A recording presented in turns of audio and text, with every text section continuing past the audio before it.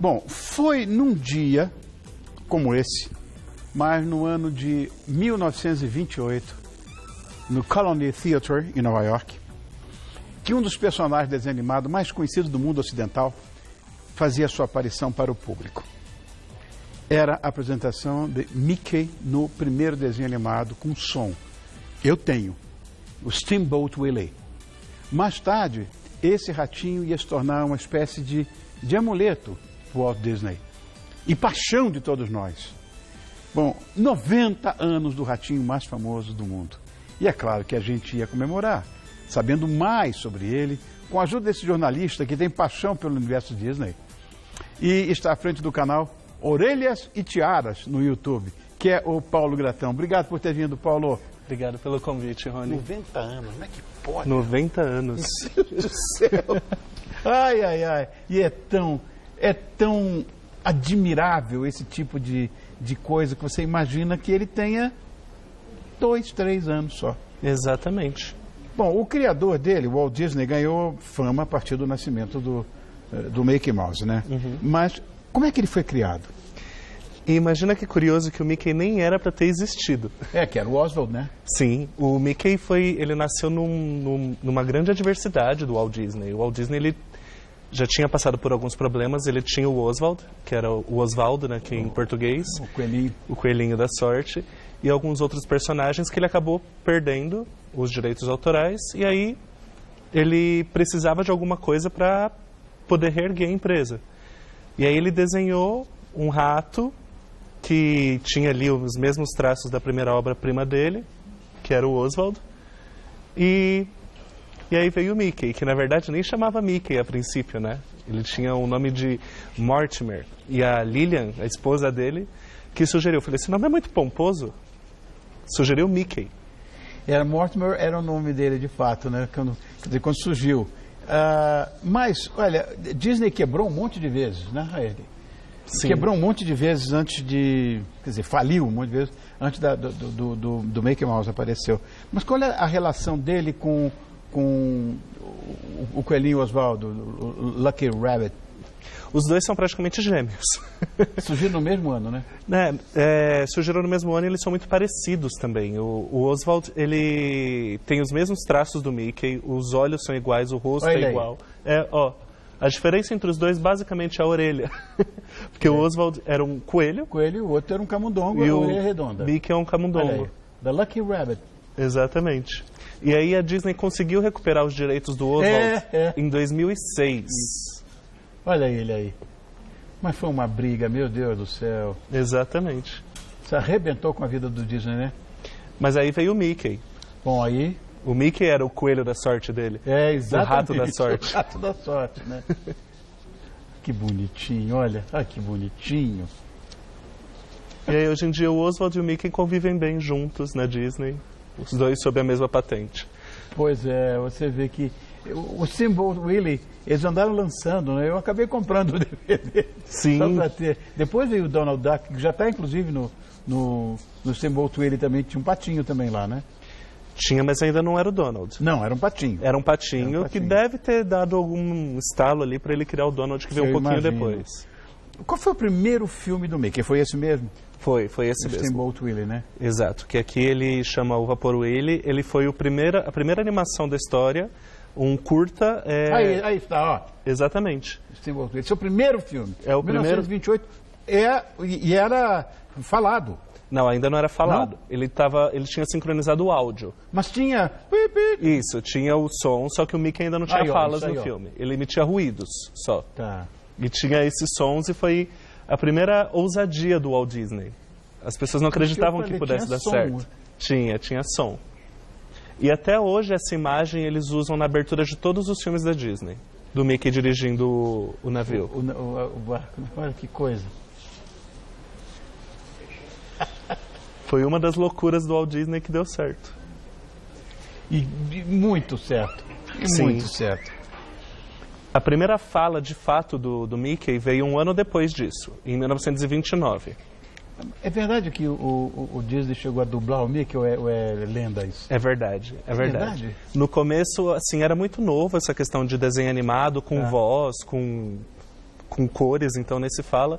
Então o próprio Walt Disney colocou voz para poder ver como funcionava e acabou ficando por um tempo, porque o Mickey era o xodó dele, né? O xodó de todos nós, na verdade. Sim, né? E aí ele acabou dublando por um tempo o Mickey, era a voz do próprio Walt Disney. Vamos falar do Mickey Mouse para o cinema, a importância dele para o cinema.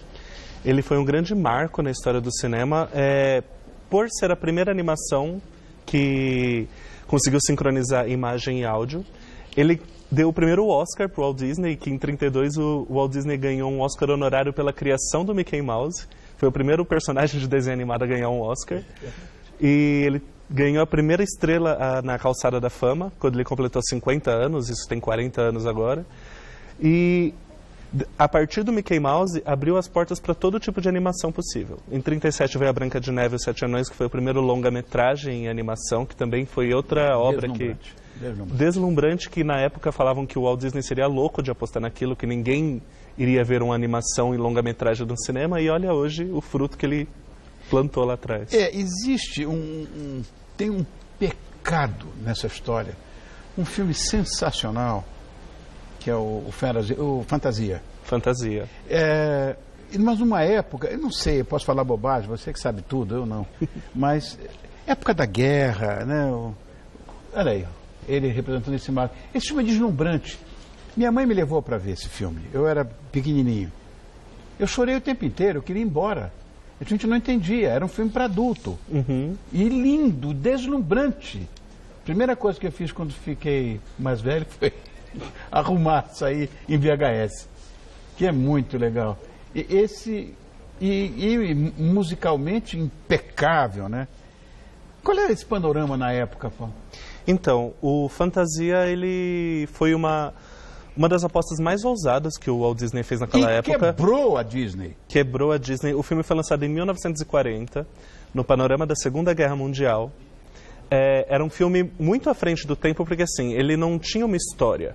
Ele tinha como pano de fundo a música clássica. Exatamente. E as animações eram feitas em cima da música clássica. Eram vários números. O do Mickey, o Aprendiz de Feiticeiro, era o principal deles, mas era mais um ali dentro. Então acabou ficando... passando despercebido, esquecido na época.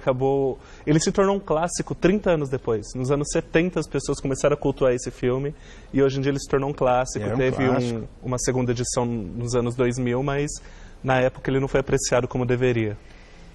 E o Mickey, como é que ele é visto hoje em dia? Porque, na verdade, até hoje o Disney se mantém, de certa forma, vivo através desse ratinho, né? Que é querido por todo mundo, enfim.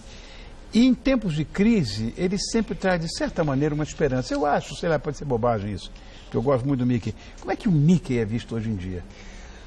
O Mickey, bom, como você falou no começo... Desde o Steamboat, de 1928 até agora. Sim, ele teve várias alterações no design, várias alterações no comportamento durante esse período todo. O Mickey, quando ele foi criado, ele tinha uma personalidade mais encrenqueira, mais politicamente incorreta.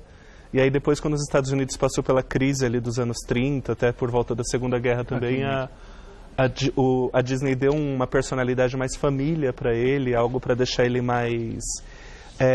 trazer uma esperança, uma mensagem positiva para os americanos, que eles estavam precisando.